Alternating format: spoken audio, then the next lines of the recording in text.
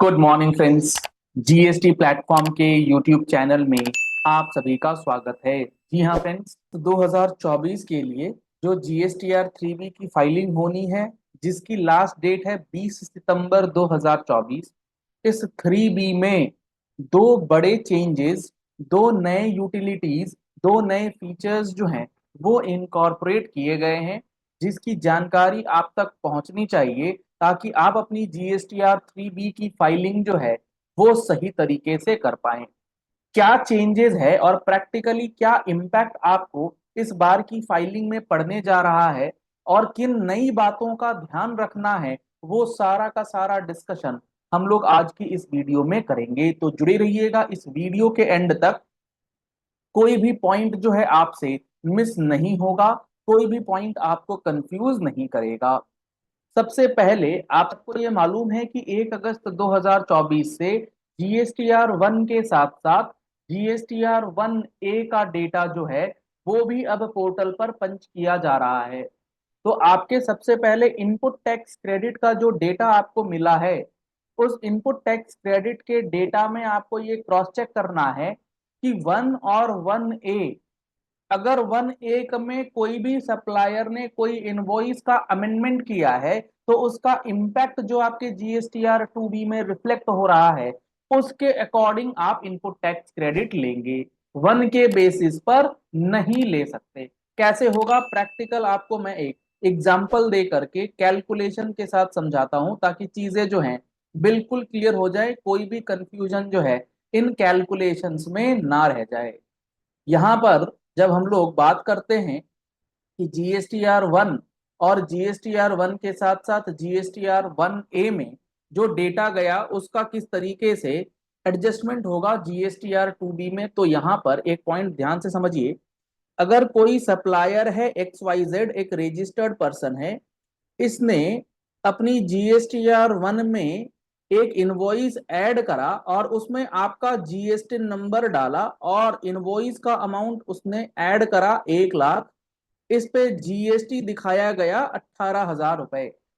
अब इसने क्या करा, जीएसटीआर 1 के अंदर 1 लाख और टैक्स दिखाया 18,000, लेकिन इसे पता लगा कि इसमें जो है टैक्सेबल वैल्यू में गलती हो गई है। अब जब इसको ये पता लगा कि टैक्सेबल वैल्यू में गलती हो गई है तो इसने 1 लाख की अमाउंट को इंक्रीज किया या डिक्रीज किया, जो भी किया। फॉर एग्जाम्पल इंक्रीज अगर करते हैं ये, तो 1 लाख की फिगर को अगर ये मॉडिफाई करते हैं, अगर ये ऑल्टर करते हैं और ये कर देते हैं इसे 1.5 लाख रुपए। अब 1.5 लाख रुपए के ऊपर जो टैक्स लाइबिलिटी बन के आएगी वो बन के आएगी लगभग 27,000 रुपए की। तो 27,000 रुपए के ऊपर आपको इनपुट टैक्स क्रेडिट का बेनिफिट मिलेगा। लेकिन आपका जो जीएसटीआर 2B या जीएसटीआर 2A ऑटो पॉपुलेट होगा, अगर आप ध्यान से उस चीज को देखेंगे तो वहां पर आपको 27,000 रुपए के अकॉर्डिंगली इंफॉर्मेशन जो है वो अपडेटेड होनी चाहिए, क्योंकि ये फर्स्ट मंथ ऑफ इम्प्लीमेंटेशन है फॉर जीएसटीआर 1A।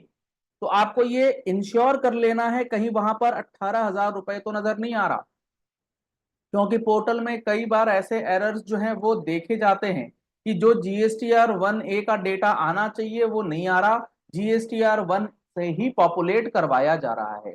तो आपको ये चेक कर लेना है कि जो आपके पास इनवॉइसेज, क्योंकि आपके पास जो यहाँ रेसिपिएंट है, उस रेसिपिएंट के पास जो इनवॉइस आया होगा वो तो 1.5 लाख का ही आया होगा, जिसपे 27,000 का टैक्स लगा होगा। उसने तो जीएसटीआर 1 भरते समय गलती कर दी है, जिसको जीएसटीआर 1A के माध्यम से अमेंड किया गया है। आशा करते हैं आपको ये वाला पॉइंट जो है बेहतरीन तरीके से समझ में आया होगा कि इनपुट टैक्स क्रेडिट में किस तरीके से नए फॉर्मेलिटीज के साथ आपको क्लेम का रिकंसिलिएशन करना है। बेसिकली जीएसटीआर 1 और जीएसटीआर 1A दोनों का डेटा आपको चेक करना होगा और उसके बेसिस पे आपको अपने जीएसटीआर 2B के साथ रिकंसिलिएशन करना है। दूसरा इंपॉर्टेंट जो चेंज है वो है आपके रिवर्स चार्ज मैकेनिज्म को लेकर के। बहुत इंपॉर्टेंट ये चेंज जो है वो हुआ है, और ये क्या हुआ है इसको भी समझिए। रिवर्स चार्ज मैकेनिज्म को लेकर के जो चेंज है वो ये है कि आपने अगस्त के महीने में लेट सपोज ट्रांसपोर्टेशन करी है 1 लाख रुपए की, जिसके ऊपर 5%, 5,000 रुपए की आरसीएम लाइबिलिटी बन रही है। तो जब आप GSTR 3B भरते हैं तो वहां पर आपको एक कॉलम दिखता है टेबल 3.1 ब्रैकेट डी। यहां पर आप अपनी लाइबिलिटी शो करते हैं जिसको आप कैश के जरिए पे कर देते, और उसके बाद टेबल 4 में आप इसी 5,000 रुपए का इनपुट टैक्स क्रेडिट जो है वो क्लेम करेंगे। तो आपको ये इंश्योर कर लेना है कि आपने जो टेबल 4 में input tax credit for reverse charge mechanism दिखलाया है वो आपके टेबल 3.1 डी के साथ इक्वल मैच हो रहा है या नहीं। अगर इन दोनों में कोई भी फिगर डिफर है, कोई भी फिगर में डिफरेंस है, तो आपके पास यानी कि प्रॉपर ऑफिसर के पास एक नया लेजर क्रिएट हो चुका है आरसीएम लेजर का। यहां पर अगर डिफरेंस नजर आएगा तो आपको नोटिसेस आएंगे कि आपकी रिटर्न के अंदर मिसमैच है। आपने या तो रिवर्स चार्ज की लाइबिलिटी पे नहीं करी, आईटीसी ले लिया, या आईटीसी लिया हुआ है लाइबिलिटी पे नहीं करी, या आईटीसी नहीं लिया लाइबिलिटी पे कर दी है। आइदर वे कोई भी डिफरेंस होगा, आपका आरसीएम लेजर जो है वो क्रिएट हो जाएगा, उसमें आपको बैलेंस नजर आने लगेगा। और उसमें अगर बैलेंस नजर आ रहा है इसका मतलब आपकी GSTR 3B गलत फाइल हो गई है। तो आपको ये जो लेजर है इस लेजर को कभी भी 0 से ऊपर नहीं जाने देना। अगर इस लेजर में कोई फिगर है इसका मतलब आपकी GSTR 3B गलत, चाहे आपने ज्यादा टैक्स दे दिया है, चाहे आपने ज्यादा आईटीसी ले लिया है, या फिर आपने कम आईटीसी ले लिया है, जो भी चीज हो गलती तो गलती है। ये है आपका दूसरा इंपॉर्टेंट चेंज जो अगस्त 2024 की GSTR 3B के अंदर आपको दिखेगा, जो आपको फॉलो करना है और अकॉर्डिंगली अपनी GSTR 3B की फाइलिंग जो है वो पूरे कंप्लीट रिकंसिलिएशन के साथ फाइलिंग कर दें।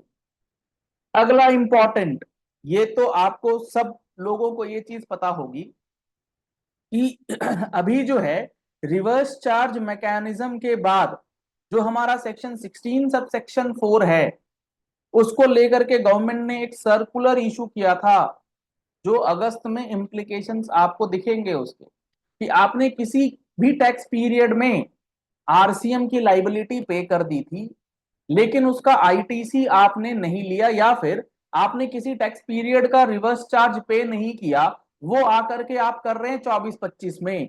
और ये जो सर्कुलर आया आया जुलाई 24 के अंदर, तो कई सारे लोग हैं जिन्होंने अगस्त 24 की पीरियड में RCM of old tax periods जमा कराए।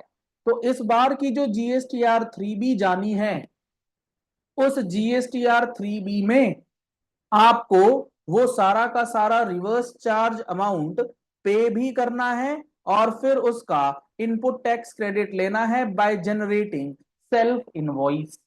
तो अगस्त 2024 की जो GSTR 3B है वो बहुत ज्यादा इंपॉर्टेंट है, क्योंकि यहां पर उस सर्कुलर का एप्लीकेशन जो है वो प्रैक्टिकल तरीके से आप कर सकते हैं।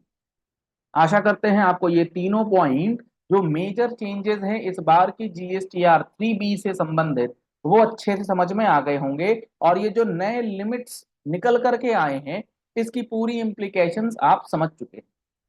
अगर आपको ये वीडियो पसंद आई है तो इस वीडियो को लाइक और शेयर करना मत भूलिएगा, मैक्सिमम लोगों तक ये इन्फॉर्मेशन पहुंच जाए, ताकि आज 14 सितंबर हो गई है। अब आज से लेके अगले 5-6 दिनों में आप 3B फाइलिंग करेंगे, तो उस फाइलिंग से पहले आपको ये सारा डेटा कोलेक्ट करके रखना जरूरी है। इस वीडियो को देखने के लिए आप सबका बहुत बहुत धन्यवाद। अगर आप पहली बार हमारे यूट्यूब चैनल जीएसटी प्लेटफॉर्म पर आए हैं तो आप हमारे चैनल को फॉलो कर लीजिए, सब्सक्राइब कर लीजिए, नोटिफिकेशन बेल दबाना बिल्कुल मत भूलिएगा। इंपॉर्टेंट और practical videos of GST and income tax regular basis पे आपको मिलेगा, क्योंकि जीएसटी और इनकम टैक्स आने वाले 6 से 7 महीने के अंदर पूरी तरीके से बदलने जा।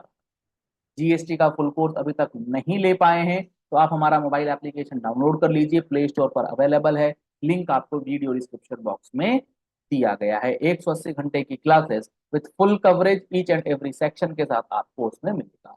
Thank you, nice day.